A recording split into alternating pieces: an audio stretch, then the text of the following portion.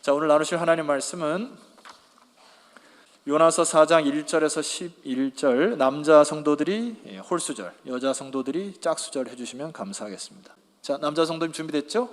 시작. 요나가 매우 싫어하고 성내며 여호와께 기도하여 이르되 여호와여, 내가 고국에 있을 때에 이러하겠다고 말씀하지 아니하였나이까? 그러므로 내가 빨리 다시스로 도망하였사오니 주께서는 은혜로우시며 자비로우시며 노하기를 더디하시며 이내가 크시사 뜻을 돌이켜 재앙을 내리지 아니하시는 하나님이신 줄을 내가 알았음이니이다. 여호와여, 원하건대 이제 내 생명을 거두어 가소서. 사는 것보다 죽는 것이 내게 나음이니이다 하니 여호와께서 이르시되 내가 성내는 것이 옳으냐 하시니라. 요나가 성읍에서 나가서 그 성읍 동쪽에 앉아 거기서 자기를 위하여 초막을 짓고 그 성읍에 무슨 일이 일어나는가를 보려고 그 그늘 아래에 앉았더라. 하나님 여호와께서 박넝쿨을 예비하사 요나를 가리게 하셨으니 이는 그의 머리를 위하여 그늘이 지게 하며 그의 괴로움을 면하게 하려 하심이었더라. 요나가 박넝쿨로 말미암아 크게 기뻐하였더니 하나님이 벌레를 예비하사 이튿날 새벽에 그 박넝쿨을 갉아먹게 하시매 시드니라. 해가 뜰 때에 하나님이 뜨거운 동풍을 예비하셨고 해는 요나의 머리에 쪼임에 요나가 혼미하여 스스로 죽기를 구하여 이르되 사는 것보다 죽는 것이 내게 나으니이다 하니라. 하나님이 요나에게 이르시되 네가 이 박넝쿨로 말미암아 성내는 것이 어찌 옳으냐 하시니 그가 대답하되 내가 성내어 죽기까지 할지라도 옳으니이다 하니라. 여호와께서 이르시되 내가 수고도 아니하였고 재배도 아니하였고 하룻밤에 났다가 하룻밤에 말라버린 이 박넝쿨을 아꼈거든. 다 같이 읽습니다. 하물며 이 큰 성읍 니느웨에는 좌우를 분별하지 못하는 자가 12만 명이요 가축도 많이 있나니 내가 어찌 아끼지 아니하겠느냐 하시니라. 아멘. 마스크를 낀 이후로 여러분 아마 저와 깊은 호흡이 잘 안 될 경우가 있어요. 왜냐하면 대화라는 게 사실 뭐 말만 대화가 아니라 제스처, 표정 이런 게 다 드러나는데 이 마스크를 낌으로 인해서 좀 부족합니다. 그러나 여러분들이 평소 때보다 더 집중하셔서 주의 말씀을 받으시면은 하나님께서 영광 받으실 줄 믿습니다. 제가 이 요나서를 다시 묵상하면서 드는 생각은 마치 영화를 하나 본 듯한 느낌을 받아요. 그런데 그냥 좀 찜찜한 거는 뭐냐면은 끝이 좀 마음에 안 들어요. 그래서 뭐 어떻게 됐다는 거야? 이런 마음이 좀 들어요. 요나는 어떻게 살았다는 거야? 이게 궁금증을 유발하고 도대체 무엇을 말씀하시는지 영화의 끝이 중요하잖아요. 그래서 여러분 영화 보면은 뭔가 마음이 감동이 있고 어떤 거는 막 시원하고 그러잖아요. 근데 요나의 말씀을 끝까지 딱 읽고 나면 도대체 어떻게 요나가 살았을까? 이런 궁금증이 많이 유발되게 됩니다. 자, 그런 마음을 가지고 제가 이제 결론에 여러분의 말씀 드릴 텐데 이 요나서를 읽으면서 하나 예화를 좀 들어야 되겠어요. 이제 어떤 예화냐면은 한 아버지가 하도 아들이 술을 먹으니까 이제 아들을 교훈하겠다고 해서 몇 시간 전에 이제 2컵을 준비합니다. 한 컵에 벌레, 이쪽에 소주를 넣은 곳에 벌레 이렇게 놓고 아들아 이거 좀 봐라 해가지고 봤어요. 그러니까 이거는 소주 넣는데 벌레가 죽었잖니. 아버지가 뭘 얘기하는 거예요? 야, 술이 독하니까 먹지 마라. 이거 이제 교훈하려고 딱 내밀었단 말이에요. 그러니까 아버지가 뭐라고 했냐면은 아버지 술이 뱃속에 들어가서 저런 더러운 벌레들을 다 죽여버리니까 얼마나 좋습니까? 이렇게 해석하면서 술을 또 잘 먹었다는 이야기예요. 제가 이 청년 시절에 우리 어머니와 아버지가 주로 싸우셨던 것이 주 때문에 그렇습니다. 우리 아버지는 술주를 모셨고 우리 어머니는 주님을 모셨어요. 그래서 늘 듣던 소리야. 이 소리가 야, 술을 먹으니까 여기 막힌 게 뻥 뚫려진다. 그리고 속에 더러운 게 소주가 알코올 아니냐. 알코올이 쫙 들어가면 저 내장에 저 깊은 곳까지 쫙 청소가 되니까 얼마나 좋으냐 하고 술을 잘 드셨어요. 어떤 상황을 볼더라도 견해 차이가 있고 의견 차이가 있습니다. 입장 차이가 있다는 거죠. 자, 그런데 오늘 우리가 이 요나서를 볼 때 하물며 하나님과 인간의 입장 차이가 어떻게 큰가, 어떻게 다른가를 보셔야 돼요. 그런 관점으로 봐야 이 요나의 은혜가 있습니다. 자, 예를 들어서 원수와 같은 아수르에게 3일 길 되는 길을 하루 만에 가서 재앙을 선포하죠. 그래서 이 요나의 마음속에는 그들이 좀 망했으면 좋겠다라는 마음이 있었던 것 같죠. 자, 요나서 3장 10절에 보니까 하나님이 그들에게 행한 것, 그 악한 길에서 돌이켰다는 것을 보시고 하나님이 뭐 하셨다고 했습니까? 뜻을 돌이키셨어요. 그들에게 내리라고 말씀하신 재앙을 내리지 아니했습니다. 하나님은 이것을 보고 뜻을 돌이키셨어요. 그런데 요나는 심각해집니다. 4장 1절 오늘 본문에 보면은 요나가 매우 싫어하고 뭐 했어요? 성냈어요. 2절 말씀, 여호와께 기도하여 이르되 여호와여 내가 고국에 있을 때 이러하겠다고 말씀하지 아니하였나이까. 이게 지금 따지는 말이거든요. 그러므로 내가 빨리 다시스로 도망하였사오니 주께서는 은혜로우시며 자비로우시며 노하기를 더하시며 이내가 크시사 뜻을 돌이켜 재앙을 내리지 아니하시는 하나님이신 줄 내가 알았음이니이다. 하나님, 내가 그럴 줄 알았어요. 이 분위기예요. 하나님이 이렇게 쉽게 용서할 줄 내가 알았어. 내가 그렇기 때문에 안 한다고 했잖아요. 이제 이 변명이. 여러분, 인간적인 입장에서 보면 조금 이해가 갑니다. 여러분, 우리가 사촌이 땅을 사면 솔직히 처음에는 배가 좀 아파요. 이게 정신 못 차릴 때는. 그렇죠? 왜 안 그런 척 그렇게 하세요? 남의 집이 잘 되면 배알이 꼴리는 거 맞잖아요. 이게 인간적인 정상적인 반응이에요. 그런데 여러분, 3절 말씀까지 가서서는 안 돼요. 3절 말씀을 우리 함께 읽어봅시다. 시작. 여호와여 원하건대 이제 내 생명을 거두어 가소서. 사는 것보다 죽는 것이 내게 나음이니이다. 차라리 죽여주십시오. 여러분, 여기까지 가셔서는 안 됩니다. 이거는 굉장히 위험하고요. 요나서 2장을 보면은 제가 2주 전에 여러분이 설교 드렸을 때 요나가 마치 하나님께 회개하고 요나 고래 뱃속에 있었을 때 기도한 사람이 맞는가 할 정도로 그의 감정을 통제를 못합니다. 왜 이렇게 됐을까? 하나님과 요나가 지금 코드가 안 맞아요.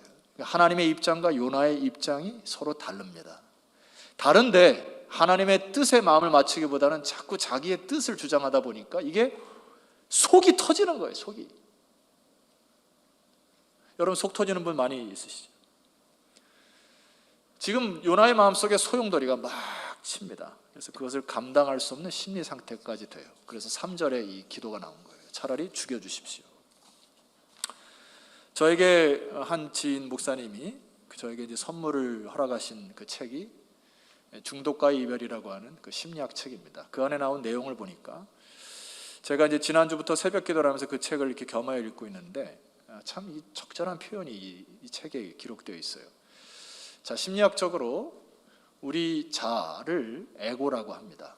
에고인데 이 자아는 우리 자신을 집중하게 하는 정신적 에너지예요.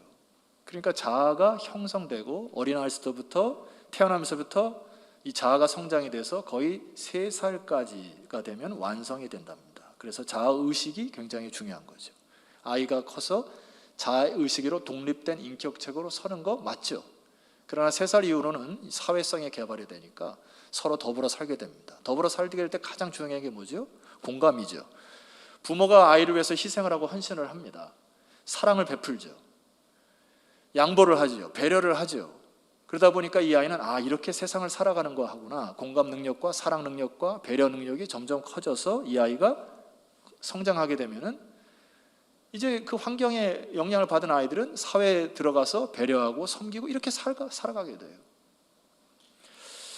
그런데 어떤 요인과 환경과 문화에 의하여 이런 자아가 성장이 안 된 사람들이 있습니다. 몸은 크고 나이는 컸는데 자아가 크지 않은 거예요.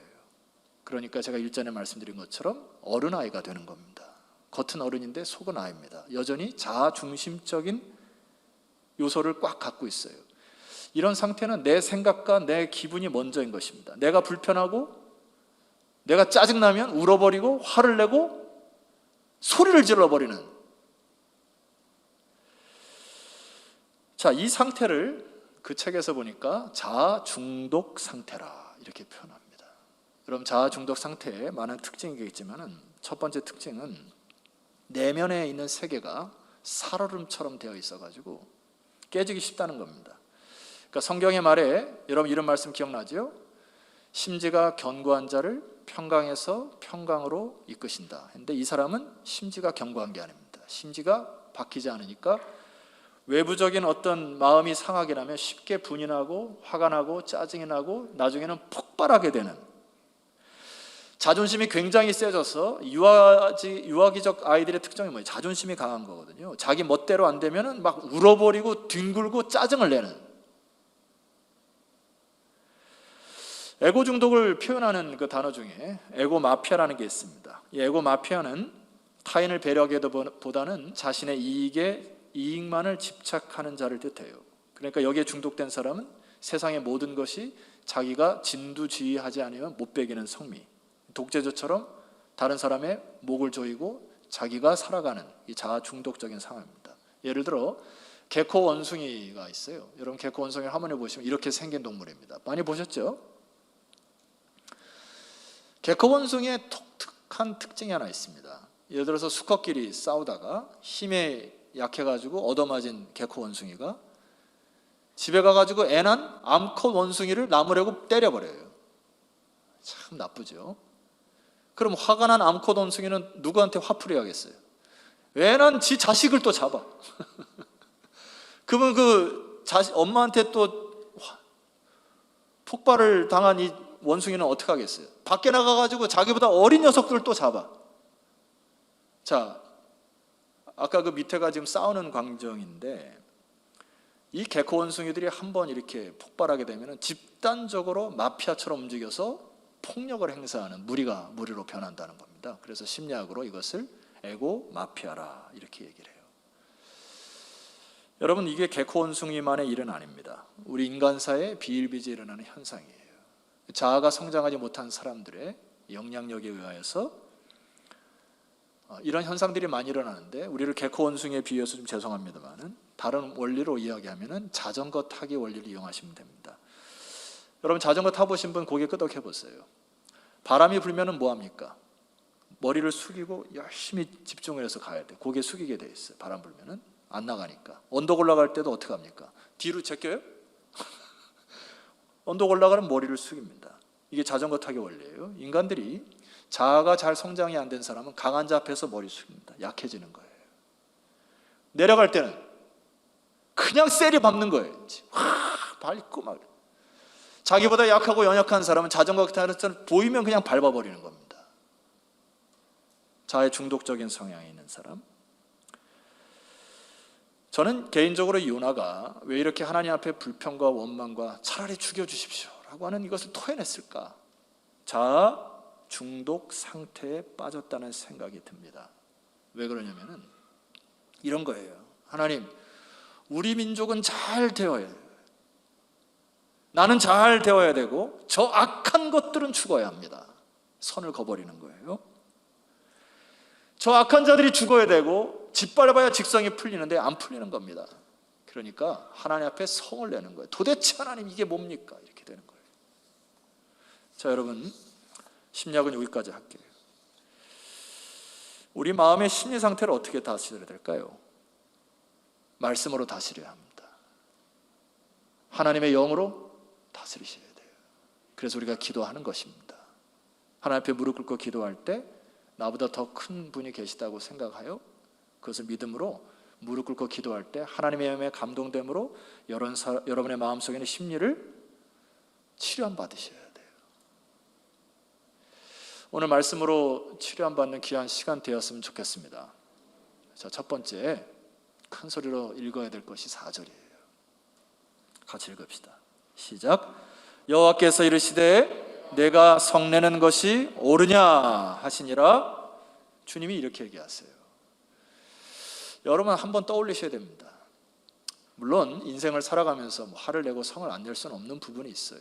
의분도 있고 화를 낼 수도 있지만은 습관적으로 화가 자꾸 치밀어 오는 분들은 자기를 살펴보셔야 됩니다. 하나님 뭐라고 얘기하세요? 얘야, 네가 성낼 자격이 있냐 물으시는 겁니다. 네가 화를 낼 권리가 있냐 물으시는 거예요. 여러분 그 물음에 대답하셔야 됩니다. 요나가 아직까지 정신을 못 차려요. 그리고 하나님의 질문에 아랑곳하지 않고 저쪽에 가서 멍석 깔고 니느웨가 멸망하기를 언덕 위에 올라가서 지켜보는 광경이 5절입니다. 남 잘 되는 꼴을 못 봐요. 아직 자아 중독성에 물이 빠지지 않습니다. 근데 하나님이 실물 교육을 하시죠. 이 실물 교육이 너무나 유명한 교육인데 여러분들이 받으셔야 됩니다. 6절 하나님 여호와께서 박넝쿨을 예비하사 요나를 가리게 하셨으니 이는 그의 머리를 위하여 그늘이 지게 하며 그의 괴로움을 면하게 하려 하심이었더라. 요나가 박넝쿨로 말미암아 크게 뭐였어요? 기뻐했습니다. 화면을 보시면은 그림 하나를 찾다가 저걸 찾았는데 지금 태양볕이 자결하는 거의 40도 50도까지 올라가는 이곳에서 요나가 있다가 저 뒤에 그 박넝쿨은 우리나라의 그 아주까리 아시나요? 아주까리 그거요. 피마자 열매 그 잎이 이렇게 올라간 겁니다. 자, 그러니까 순간적으로 이제 그 해를 가려주는 이 박넝쿨로 인하여서 크게 기뻐한 것이죠. 하나님이 실물 교육을 하는 거예요. 자, 그랬는데 7절 하나님이 벌레를 또 예비하셨어요. 이튿날 새벽에 그 박넝쿨을 갉아먹게 하시며 시드니라. 8절 해가 뜰 때 하나님이 뜨거운 동풍을 예비하셨고 해는 요나의 머리에 쪼임에 요나가 혼미하여 스스로 죽기를 구하여 이르되 사는 것보다 죽는 것이 내게 나으니이다. 여러분 습관적인 말 이거 안 좋아요. 내가 죽겠네 이거 안 좋습니다. 이거는 내 안에 아직 해결되지 못한 중독적 성향이 있는 것을 얘기하는 거고 언어에 묶입니다. 에이 차라리 죽어버려야 돼. 안 됩니다. 그거 찔리는 분 몇 분 계세요. 제가 보니까 우리는 일전에 말씀드렸듯이 죽겠네가 아니고 어떻게 해요? 죽게 있네. 모든 게 다 죽게 있다. 마음을 다스리시라고요. 하나님이 박넝쿨을 통해서 무엇을 교훈하는 거죠? 요나야, 네가 박넝쿨이 있다가 없어지는 것을 보고 살겠니 죽겠니 하는데 질문하는 겁니다. 박넝쿨이 네 것이냐? 질문하는 거예요. 하나님이. 우리가 인생을 살아갈 때 재물이 있다가도 없어질 때가 있고 실패할 때도 성공할 때가 있어요. 그때마다 여러분 하나님 죽겠습니다. 하나님 질문하시죠. 네 재물이 네 것이냐? 네가 벌어들인 돈이 네 것이냐 질문하는 거예요. 하나님이. 하나님의 백성들은 그래서는 안 됩니다. 여러분 몸은 누구 것이에요? 여러분 몸뚱아리 누구 것이냐고요? 믿습니까? 정말 그렇게 믿어요? 여러분의 생명은 누구의 것입니까? 여러분이 돈을 벌 수 있는 재능과 지식과 지혜를 주신 분도 누구세요? 하나님이 그것을 얘기하는 거예요. 그런데 왜 네가 나에게 분을 쏟고 화를 쏟는 이유가 무엇이냐? 여러분 저는 이 아침에 하나님께 권리와 주권을 이양하는 이 아침 되었으면 좋겠습니다. 자꾸 내 권리를 세우는 거예요. 내 것, 내 몸뚱아리, 내 가정, 내 교회, 자꾸 내 것을 주장하다 보니까 이게 세상을 보는 관점이 옹졸해져 가지고 분과 화가 자꾸 쌓이는 겁니다. 저는 오늘 이 아침에 여러분들에게 이 신앙이 회복됐으면 좋겠어요. 따라합시다. 알몸 신앙. 저는 이단 아니니까 걱정하지 마세요. 도대체 뭐야? 알몸 신앙이 뭐야? 처음 들어보셨죠? 알몸 신앙이 뭡니까? 성경으로 근거를 댑니다. 욥기서 1장 21절 22절 이거예요. 보세요. 이르되 내가 욥이 고백하는 겁니다. 모태에서 알몸으로 나왔어. 나오잖아요. 또한 알몸이 그리로 돌아갈지다. 이게 무슨 말이에요? 빈손으로 왔다가 다 빈손으로 돌아가는 인생이라는 얘기 아닙니까? 주신 이도 여호와시오. 그 다음은 여러분이 하세요.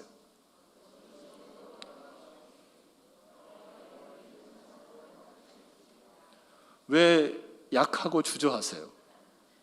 다시 한번 할게요. 주신 이도 여호와시오. 여호와의 이름이 찬송을 받으실지니다 하고 할렐루야. 그 다음 이 모든 일에 욥이 범죄하지 아니하고 하나님을 향하여 원망하지 아니하니라. 알몸 신앙을 회복합시다. 여러분의 모든 것은 하나님의 것이에요. 하나님께서 거두실 때가 있고 부으실 때가 있고. 아멘입니까? 하나님의 관점을 보셔야죠. 두 번째로 드리고자 하는 말씀이 있어요. 앞에서 말씀드린 것처럼 아버지가 두 컵에다가 물과 술을 따라서 교육하려고 하는 아버지의 입장과 그것을 받는 아들의 입장은 다를 수밖에 없죠. 관점에서 보는 훈련을 해야 된다는 거예요. 조금이라도 물론 그 아들이 먹고 싶어서 그런 말을 했겠지만은 저도 우리 아버지 알아요. 먹고 싶어서 계속 그 얘기하면서 드신 거 압니다. 시각을 바꾸셔야 된다고요. 요나서 4장 10절 여호와께서 이르시되 네가 수고도 아니하였고 재배도 아니하였고 하룻밤에 났다가 하룻밤에 말라버린 이 박농쿨을 아꼈거든. 11절을 같이 선포합니다. 하물며 이 큰 성읍 니느웨에는 좌우를 분별하지 못하는 자가 12만 명이요 가축도 많이 있나니 내가 어찌 아끼지 아니하겠나요 하시니라. 하나님 입장에서 보면은 요나의 입장이 기도 안 찹니다. 하나님 볼 때 요나가 네가 그렇게 원하는 박농쿨을 아꼈는데 니느웨의 좌우를 분별치 못하다라고 하는 것을 성경학자들의 의견에 의하면은 7세 이하의 아이들을 얘기합니다. 7세 이하의 아이들이 12만 명이라고 하면은 어른들, 청소년들, 장년들, 할머니, 할아버지 다 합치면 얼마나 될까요? 좋기 100만에서 120만이 됩니다. 하나님 보시기에 기가 안 차는 거예요. 내 눈에 사라졌다, 있다가 사라진 박농쿨을 그렇게 아꼈는데 하나님 이렇게 얘기하는 거예요. 저 니느웨 땅에 죽어가는 120만의 사람들을 내가 어찌 아끼지 않겠냐. 관점이 다르죠. 우리는 살아가면서 내 눈에 있는 재물, 재산에 막 목매답니다. 실패하고 재물이 좀 없어지면 어떡하지? 하나님의 관점은요, 영혼이에요. 여러분을 택하신 이유는 영혼입니다. 여러분을 하나님의 백성으로 삼으신 이유는 영혼이에요. 그래서 교회는 눈을 들어 하나님의 관점을 회복해야 지역을 섬길 수 있는 겁니다. 우리가 헌금해서 우리가만 잘 먹고 잘 사는 건 교회 아닙니다. 우리가 헌금하여 더 어렵고 힘든 자를 품에 안고 해외에 있는 죽어가는 영혼들을 향하여 그들에게 선교 헌금을 보내고 함께 기도하고 중보하는 게 교회의 사명이에요. 하나님의 관심은 온통 영혼이기 때문에. 정상이라는 게 뭡니까 여러분? 함께 웃고 함께 울고 함께 기뻐하는 것이 정상이에요. 저와 여러분이 그런 정상에 있는지를 비춰보셔야 됩니다. 하나님이 이 요나를 통하여 우리에게 무슨 말씀을 하시려는 거죠? 정리합니다. 이제 요나가 속해 있던 북이스라엘의 영적 상태, 그들의 죄값, 니느웨에 있는 사람들의 죄값 한마디로 도찐 개찐입니다. 비슷하다고요. 누가 의가 뛰어난 게 아닙니다. 이스라엘 백성은 하나님의 먼저 택하신 은혜를 받은 것 외에는 없어요. 죄값은 독진 개찐이에요. 여러분 여기 앉아있다고 해가지고 세상 사람보다 나은 게 뭡니까? 도찐 개찐입니다. 그러나 우리는 하나님의 의 안에 있기 때문에 그것을 은혜라 하는 것이죠. 아멘입니까? 그 차이밖에 없어요. 우리는 먼저 은혜를 받은 사람들이죠. 하나님이 이 요나를 통하여서 무엇을 교훈하려고 하냐니까, 그때 당시에 이 북이스라엘이, 요나가 속했던 북이스라엘이 주변의 강대국의 등살에 밀려가지고 자기네들끼리 싸우다 보니까 어떻게 하다 보니까 북이스라엘의 최대 강성 대국이 됐어요. 그러니까 먹을 거 편하고, 먹을 거 먹고 편하게 살고 안정되니까 하나님 찾지 않습니다. 상대적으로 아수르라는 땅은 여러분 그 개길식이 이때 일어났다고 합니다. 그 요나가 메시지를 선포하기 전에 하늘에 태양이 가려지는 일들이 주석학자에 보니까 그때 정확히 연도수가 기록이 되어 있어요. 그러니까 이 니느웨 백성들이 충격을 받은 거죠. 자기 평생에 해가 사라지는 걸 처음 봤기 때문에, 야, 이게 재앙이로구나. 아수르가 주변 강대국에서 최대 강대국에다가 서서히 지는 때가 바로 이때입니다. 그때 당시에 보니까 전염병이 창궐했고 국익이 쇠퇴했고, 그러니까 이 니느웨 백성들이 속에 갈급한 심정으로 기다리고 있는데 요나가 와서 선포한 거예요. 하나님이 살아계시고 너네들 재앙 때문에 망한다 그러니까 다 포복절도하고 엎드린 겁니다. 새벽 예배 때 선포한 거 기억하십니까? 아프니까 복음입니다. 하나님이 요나를 통해서 이스라엘 백성들에게 그렇게 얘기하는 거예요. 야, 너희들 저 이방의 백성들도 돌아왔는데 너희들이 조금 잘 먹고 잘 산다고 나를 기억하고 잊어버리고 네 멋대로 살아가고 우상을 섬기는 거 괜찮냐? 질문하는 겁니다. 사랑하는 성도 여러분, 제가 광고 시간에도 말씀드렸지만은 이상하리만큼 바이러스가 창궐할 때 유독 주눅 드는 사람들이 기독교인이 돼서는 되겠습니까? 이상하리만큼 기도하는 자리와 예배하는 자리 무엇보다도 우선순위에 제껴둬서는 되겠습니까? 하나님이 이 바이러스를 통해 무엇을 말씀하시는지를, 하나님의 관점이 뭔지를, 하나님의 입장이 뭔지를, 그리고 이 땅을 치료해달라고 하나님께 기도하러 모이는 이 예배를 사모하는 것이 우리 정상 아닌가? 하나님의 백성들이 돌아오기를 하나님이 기대하십니다. 여러분들이 진정으로 속에서 회개를 하고 하나님 한 분밖에 없다고, 주시기도 여호와시고 취하시기도 여호와시로 고백하는 자들이 모여 아름다운 주의 나라를 이뤄가는 그 부흥의 계절을 주님께서 허락하시고 준비하셨다 확신합니다. 깨어 기도하십시오. 모이기를 힘쓰셔야 됩니다. 지금은 법질서 잘 지키고 함께 모여 영적인 부흥을 다시 태울 수 있는 마지막 기회라는 생각이 들 정도예요. 질문 하나 하고 설교를 마칠까 합니다. 여러분들이 요즘에 식당을 가면서 항상 온도 체크를 하잖아요. 사람의 정상적 온도는 몇 도입니까? 36.5도예요. 그러면 사랑의 온도는? 사람의 온도는 36.5도. 사랑의 온도는? 이런 책이 있어요. 한 글자라는 책에 나오는 구절인데 이렇게 얘기를 합니다. 사랑의 온도는 몇 도일까? 73도. 너와 나의 체온을 더한 뜨거운 온도. 사람과 사람이 꽉 끌어안으면 끝까지 가면 73도, 36.5 더하기 36.5도 73도가 된대요. 화상 한번 입지 않은 사랑은, 물집 한번 잡히지 않은 사랑은 그냥 36.5도. 나만 있고 너는 없는. 36.5도로 살아가는 것은 세상 사람들이에요. 그리스도인들은 끌어놨어요. 온도가 올라가야 됩니다. 사랑의 온도가. 그런데 사람들이 아무리 포옹을 해도 사람과 사이에 틈이 있습니다.